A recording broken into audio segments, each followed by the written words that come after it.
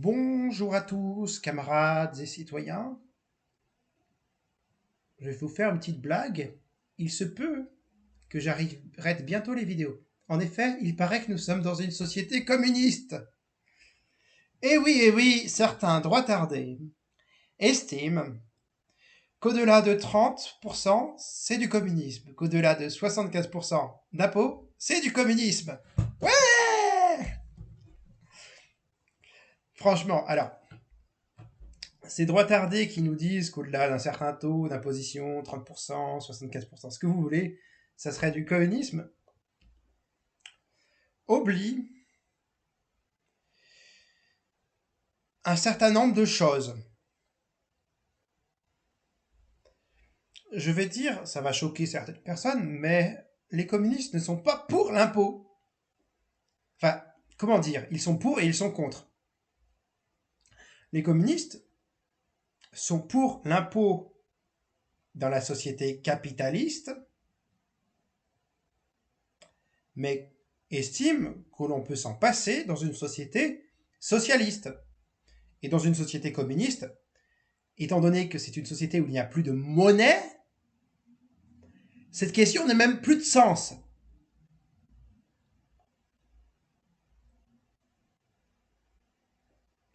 Je rappelle l'international. L'État comprime et la loi triche, l'impôt saigne le malheureux, nul devoir ne s'impose aux riches, le droit d'une preuve est un mot creux. Les communistes, lorsqu'ils chantaient cette chanson, ce couplet dans l'international rappelait qu'à une époque, l'imposition n'était pas répartie de façon. On n'avait pas un impôt, à une époque, on n'avait pas un impôt progressif. Et donc, du coup, les pauvres payaient la même chose, voire à une certaine époque encore plus reculée, plus que les riches. Les pauvres payaient ce qui n'était pas équitable du point de vue du revenu plus élevé des riches. Et l'une des avancées des socialistes, au sens large, ça a été de rendre l'impôt progressif. Pour qu'il y ait redistribution des richesses, avec les services publics, etc. Donc nous sommes pour l'impôt progressif, nous communistes. Mais avec l'autofinancement de l'État, avec les nationalisations, les collectivisations, avec le fait que l'État nationalise les banques, on peut s'en passer de l'impôt. Si l'État est capable de s'autofinancer, lui, les services publics et tout le bordel, on peut se passer d'impôts. D'autant qu'étant donné qu'on n'a plus de bourgeoisie, on n'a plus de bourgeoisie à taxer. Donc, au bout d'un moment, étant donné que le but, c'est l'élimination des classes sociales, le but du communisme, et l'élimination de la monnaie. Étant donné qu'on a liquidé la propriété privée des moyens de production, pas des brosses à dents, je précise pour les droitardés qui peut rester, eh bien, on n'a plus besoin de l'imposition, puisqu'on contrôle la monnaie, on contrôle le commerce. Et la question des impôts, c'est l'État qui prend directement les profits, qui les redistribue. Donc en fait, vous n'avez pas de problème d'imposition dans une société socialiste, parce que l'État est capable de s'autofinancer. La République populaire d'Albanie mettait dans sa constitution que nul citoyen n'avait à payer d'impôts. En fait, il y avait un autofinancement de l'État dans l'Albanie de Hoxha. On peut être critique sur Hoxha, sur tout un tas de choses, mais Hoxha, c'est quand même l'argument qui ferait passer des droitardés antifiscales à devenir des super communistes, en fait. Parce que zéro taux d'imposition dans l'Albanie populaire d'Enver Hoxha. Zéro taux d'imposition. Zéro charge sociale, puisque l'État est capable de s'autofinancer. Zéro d'imposition. Vous, les droitardés qui considèrent qu'au-dessus de 30% ou au-dessus de 75% d'imposition, c'est du communisme, c'est du dangereux communisme que vous voulez combattre, et bien vous allez être apprécier les communistes parce qu'en fait, on peut, sous le socialisme, se passer d'impôts. Hein?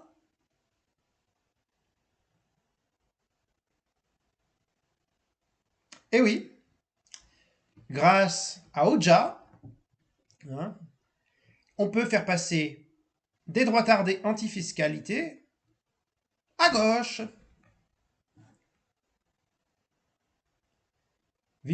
On pourrait carrément dire, ah bah la fiscalité, vive le socialisme. Seulement, en régime capitaliste, nous, on est pour l'impôt, parce qu'il faut redistribuer les richesses. Mais en régime socialiste, en régime de collectivisation, bah, on peut s'en passer des impôts. Si on autofinance, s'il y a un bon autofinancement de l'État, parce que puisque l'État possédant les moyens de production est capable de générer les richesses, donc du coup de les redistribuer, enfin, il s'autofinance. C'est plus les entreprises, mais l'État qui fait des profits et qui les redistribue au service de ses citoyens. Eh bien, il y a zéro impôt. Et sous le communisme, zéro monnaie, puisqu'on est passé à une économie post-pénurie. Ce qui fait que la question de l'impôt, on s'en branle sous le communisme. Puisque la question de la monnaie, on s'en finit par... que le communisme, ça signifie que la monnaie disparaît.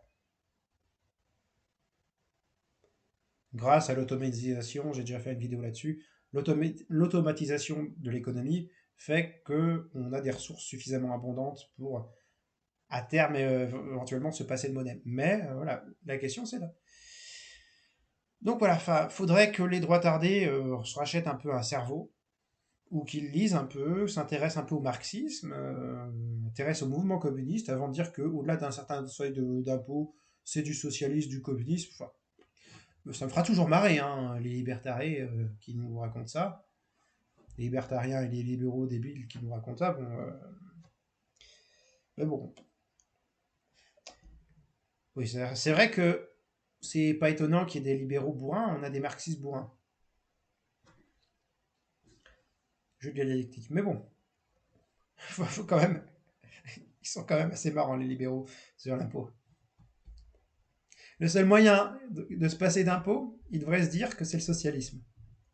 Ça serait marrant de leur faire valoir ça. Si vous voulez vous passer d'impôt, devenez communiste. Avec le communisme, avec le marxisme, vous n'aurez même plus d'impôts. Sur ce, après avoir disserté sur nos chers droitards et la possibilité de les convaincre sur l'impôt, sur la question de la fiscalité, eh ben, je souhaite à tous, camarades et citoyens, camarades et citoyennes, de prendre bien soin de vous. Raison égalité, nous vaincrons.